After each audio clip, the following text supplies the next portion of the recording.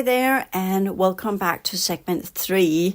And for those of you who are saying, this reminds me very much of how you put ads in between, and then you have this typical TV shows or radio shows where there are ads in between. Don't worry, people, I'm not going to put ads in here.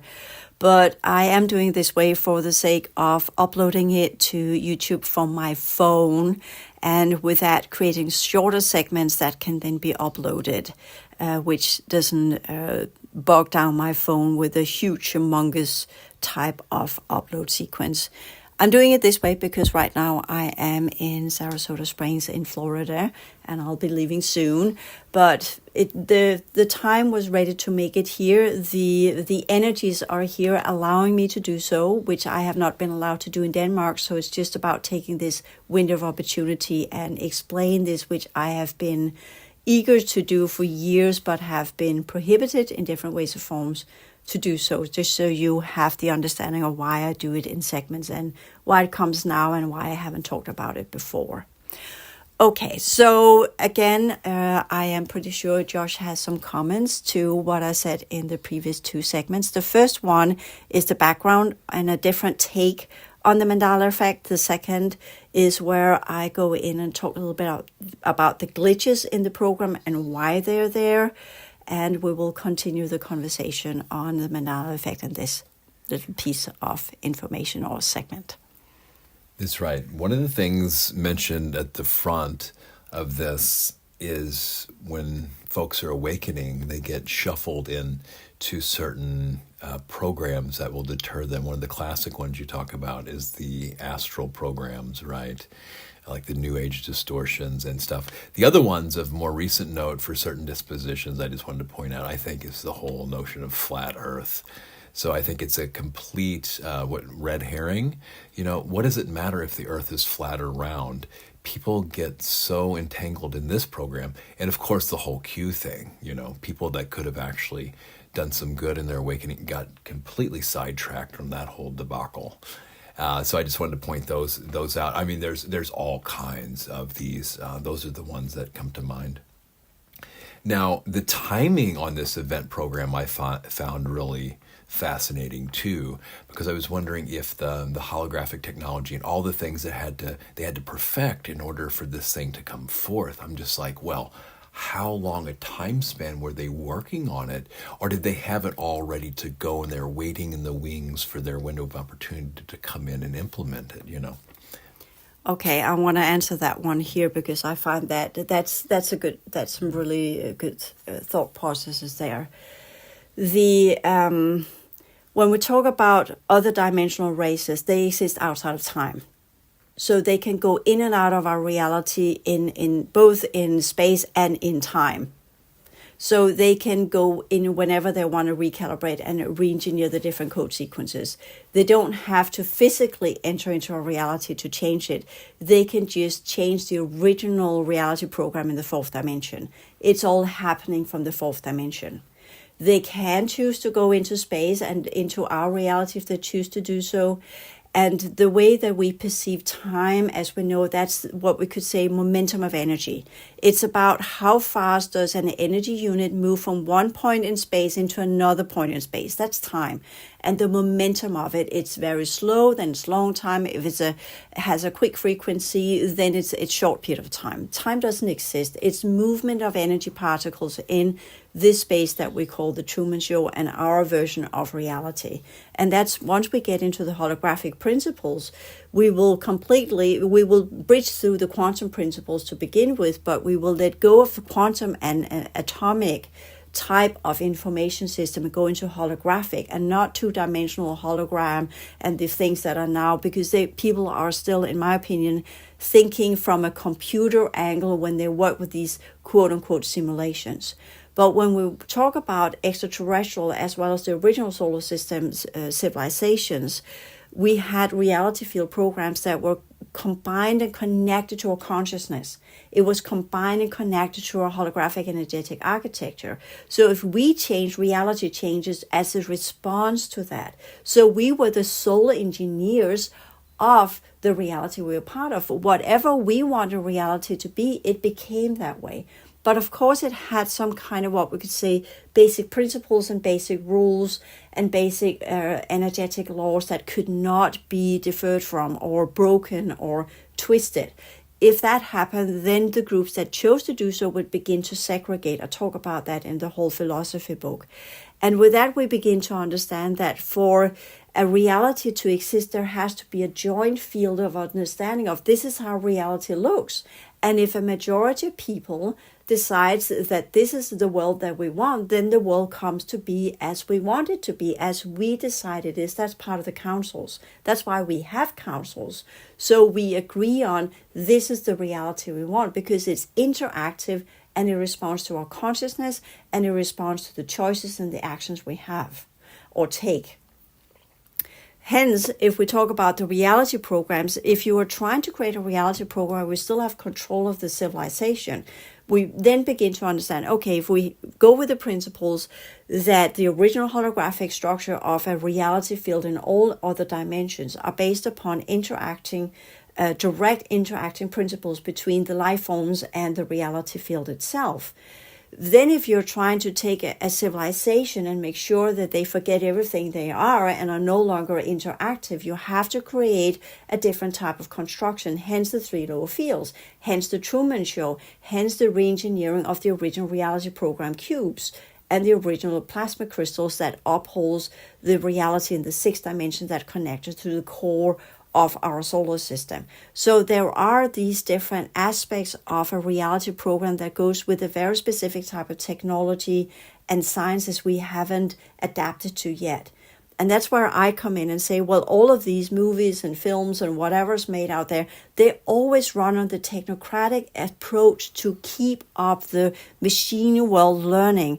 And they're trying to adapt us into quantum computers that can simulate holographic principles by working with multiple potential worlds that can be prospected into different quote-unquote code streams that again are controlled by specific rules that are technocratic, that runs computer science and qubits.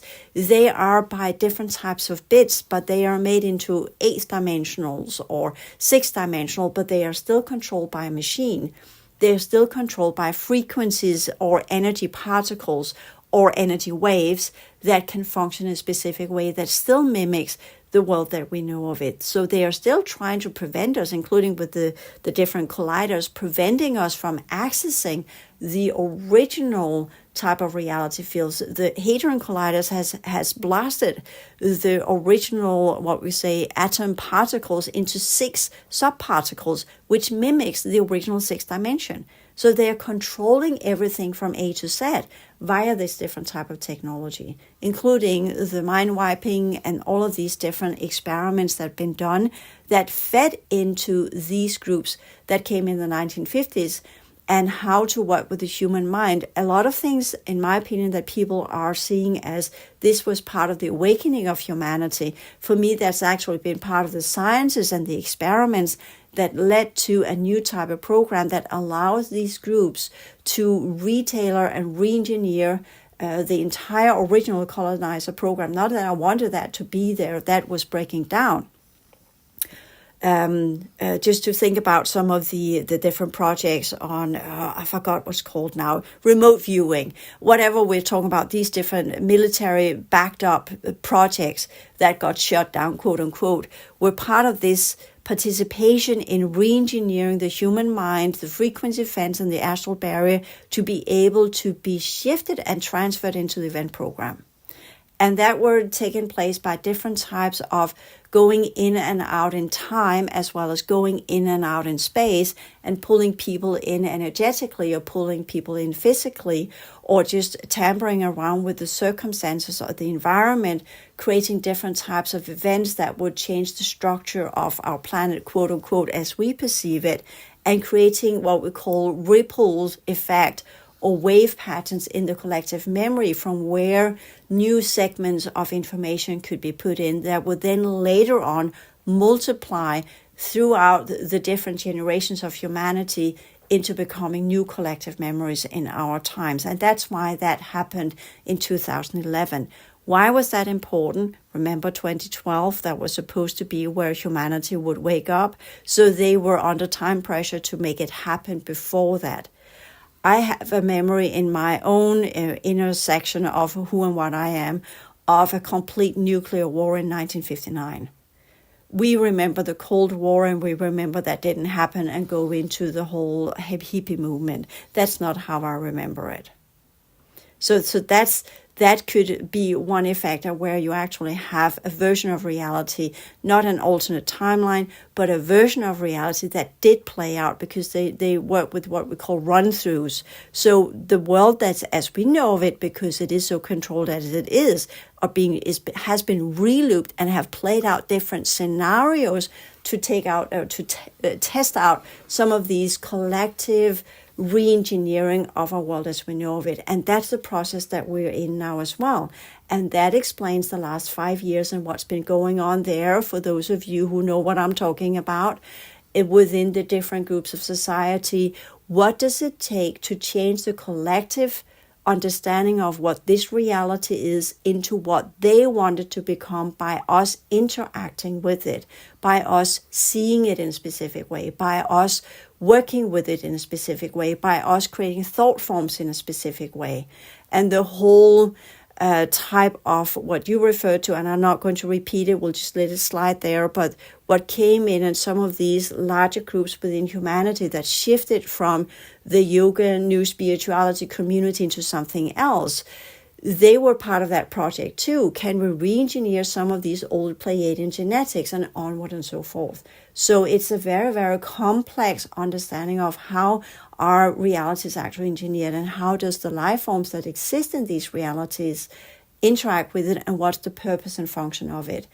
And the whole purpose of all of this is, of course, to maintain control to the groups that came in and quote unquote assisted us so that they can have their hybrid projects.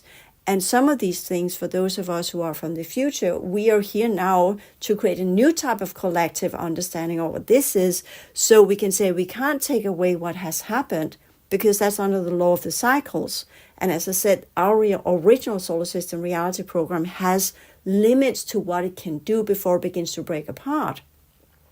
It can segregate certain things, but it cannot take it away. Once it's manifested or has come into a conscious state of awareness within a group, it has to play out its content. That's the law of the cycles. But we can take off the edge of it. We can recalibrate, shift it into a different code stream where it will play out in a different way. We can alter what we can here call timelines, because that did come with the event program, where they can say, well, this must happen because the momentum of energies are now so consolidated that it must go under the law of the cycles. But what we can do is shift the reality field itself into a slightly different version and then play it out in a simulation that then becomes, quote unquote, a false memory. Hence the Mandala Effect, where people are saying, well, I have experienced that. They are so sure they experienced that. And all of the signs and the stars and the moons and what have you, the law of the cycles might actually, that was necessary to play out. But because that was not in coherence with where they want to push our reality, they shifted it into simulation, and they let certain groups within humanity participate in that in quote-unquote dream time in different energetic holographic simulations linked up to clones and different types of machinery, where people will then wake up and say, I know this, I remember this, no, that was part of the simulation. That has never happened, but you were part of it in dream time, and you were part of that simulation, and then hence it has become part of your memory that is part of your three lower fields. And since you now believe it's part of your memory, you are now projecting it into reality that we are part of, and by that it can begin to manifest, because a certain portion of humans are now seeing it that way, and then it will, the simulation program, the original interactive simulation program of the original solar system, will then begin to kick in and say that's a reflection of who people are today.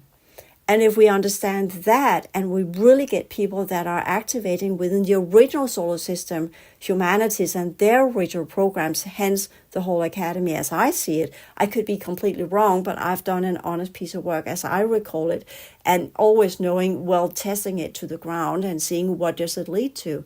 But the idea is that if a majority of people buy into that, quote unquote, or take that on and resonate with it, say, yes, I remember it the same way, then we can begin to build new collective memories that will then begin to reactivate the original holographic energetic simulation programs or interactive programs of a reality that ties up to the original technologies and the original holographic teaching system. And then we would actually truly awaken. Wow. So much there. It leads to the bigger question here that I'll put off so I can wrap up some loose ends here.